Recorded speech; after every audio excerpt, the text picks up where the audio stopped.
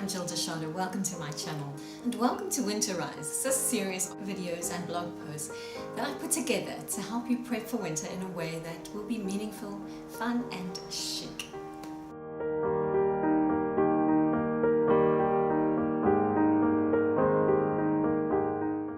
Today I'm talking about 4 hibernation projects. You know how animals hibernate in winter.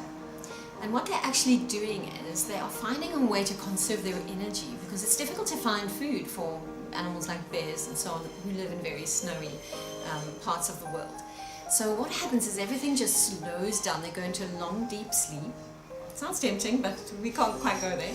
They go into long deep sleep and they have their breathing lowers, their heart rates go down. So for me it feels like a kind of a long, slow in-breathing. Winter's that time when everything just slows down and we can embrace a slower pace of life. Those long dark nights, those rainy days like we have here in Cape Town, they just kind of draw you in. They draw you into your cozy little cocoon at home, and it's a great time to do some hibernation projects. And I have selected 4 projects that I think will really strengthen your spirit, inspire your soul, rest your body and support your home, so that a groundwork is laid for when spring inevitably does come round again.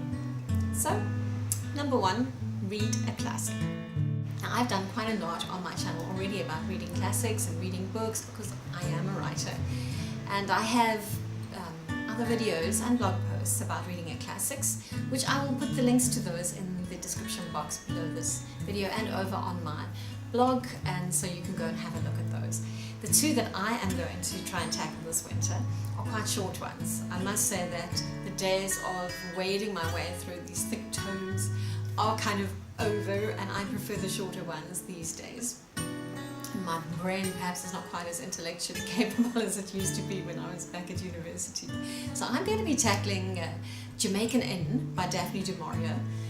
That is one of hers that I have not read before and I'm looking forward to it. It's about Cornwall.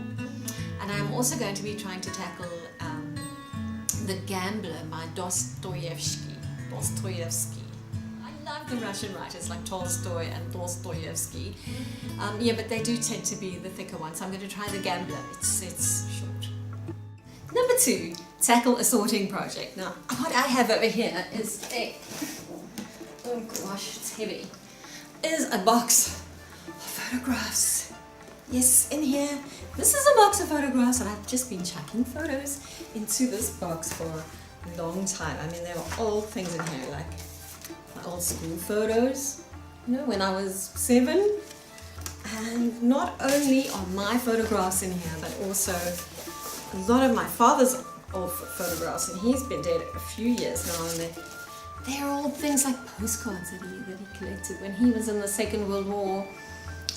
Strange little black and white pics of Italy and Egypt and that kind of thing. You know, I am going to tackle this as a sorting project this winter. That's the kind of thing I'm talking about. Sorting through those photos, sorting out that garage, sorting out that hobby cabinet or your kitchen drawers and cupboards, whatever that area is in your house that actually just needs sorting. At one stage, because I follow the KonMari method of decluttering, at one stage I thought I would really get serious with these photos and sort of get rid of most of them and scan them and put them into albums and so on.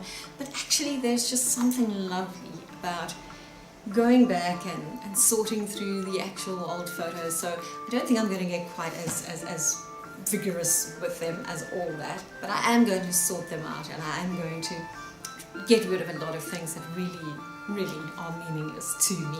So number 3 is binge watch a series, and preferably one of those ones that really hits the snuggly, fuzzy, warm spot, so that you can just curl up on the couch and escape into the world of the Gilmore Girls or Middle Earth or my personal favourite, the Great British Bake Off.